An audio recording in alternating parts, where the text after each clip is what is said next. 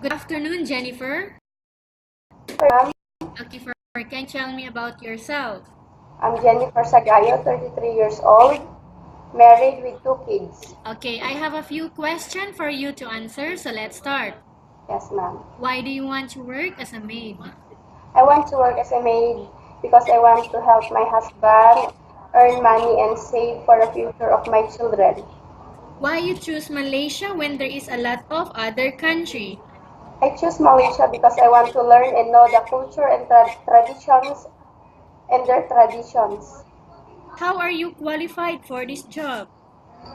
I think it will be based on my experiences and my background. May I know what your educational level is? I'm a college graduate. What was your recent working experience? I worked in Hong Kong For how many years? for 7 years. Do you have experience of taking care of babies? Not yet, ma'am. Do you have your own kids? Yes, ma'am. Do you have experience taking care of babies? With my own children, ma'am. Own kids. How about elderly? Yes, ma'am. Whose elderly are you taking care of? My employer before, ma'am. Do you have any other special skills? None, ma'am. Are you willing to learn new skills? Yes, ma'am. Are you willing to work with a family where the mother-in-law or any relative stay together? Yes, ma'am. Currently, are you still working now? No, ma'am. Do you know how to cook? Yes, ma'am. What sort of food can you cook, Jennifer? I can cook Chinese foods, ma'am, and Filipino dishes. Are you aware that you will have to do washing, cleaning, ironing, and cooking? Yes, ma'am. From all the house chores that I mentioned to you, which do you like most? Cleaning, ma'am. If ever you will come to Malaysia to work as a maid, who will take care of your kids? My husband, ma'am. You are not allowed to use handphone during working hours. Yes, ma'am. You are only allowed to use handphone after you finish all the works and when going to bed. Yes, ma'am. You are strictly needed to surrender the handphone to your employer in the morning and your employer will return back to you once you're going to bed. Yes, ma'am. If ever your employer finds out that you're abusing of using your handphone and it's affected your work performance, your employer will confiscate your handphone and you are not allowed to hold it anymore. Yes, ma'am. Instead, your employer will allow you to call to your family 3 times in a month. You only allowed to bring normal phone and you are not allowed to bring smartphone. Are you Yes, agreed ma'am. to the terms and conditions? Yes, ma'am. Are you agree to the rules and regulation for the handphone? Yes, ma'am. How many years is the contract as you agreed and understands? 2 years, ma'am. Can you describe for me your attitude? I'm honest, hardworking, and I have long patience.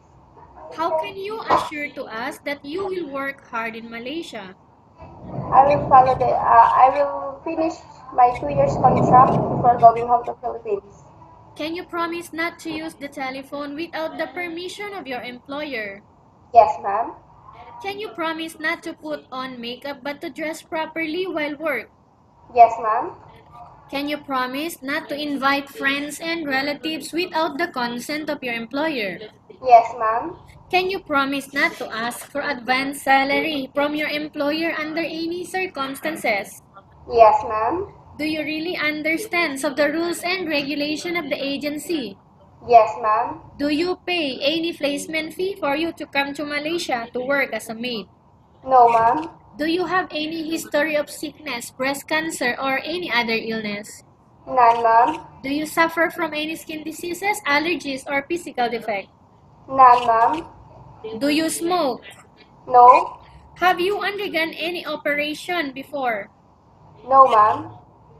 Are you medically fit or are you fit to work? Yes, ma'am. Are you in any medication right now?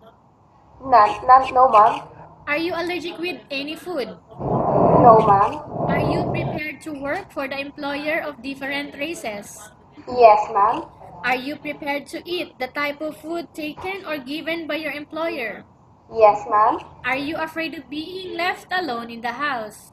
No, ma'am. Are you afraid of dogs or other pets? No, ma'am. Can you promise to work according to instruction from your employer? Yes, ma'am. Are you afraid of being left alone in the house? No, ma'am. Do you have any family members working in abroad? Yes, ma'am. Whose family member?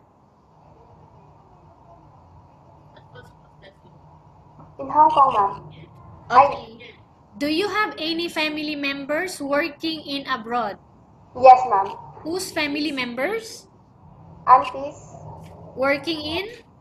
Hong Kong, ma'am. Still working in Hong Kong. Yes, ma'am. Okay.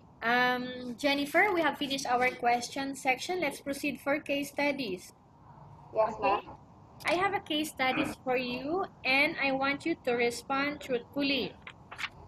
Upon arrival in Malaysia, within 6 months only, if ever one of your family members passed away, Jennifer, what will you do?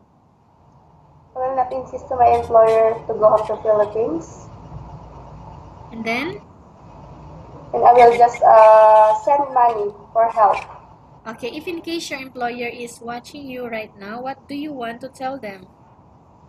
To my future employer, if you choose me as your maid, I'll promise to do my work properly until I finish my 2 years contract with you.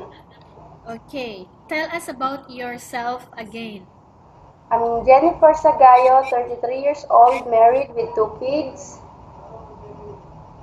And why do you want to work in Malaysia as domestic helper? I want to work in Malaysia as a domestic helper because I want to help my husband earn and save money for a better future of my kids. Okay, thank you very much, Jennifer. We will update to your agency if there is any selection made by the employer. Yes, ma'am. Thank you so much to madam.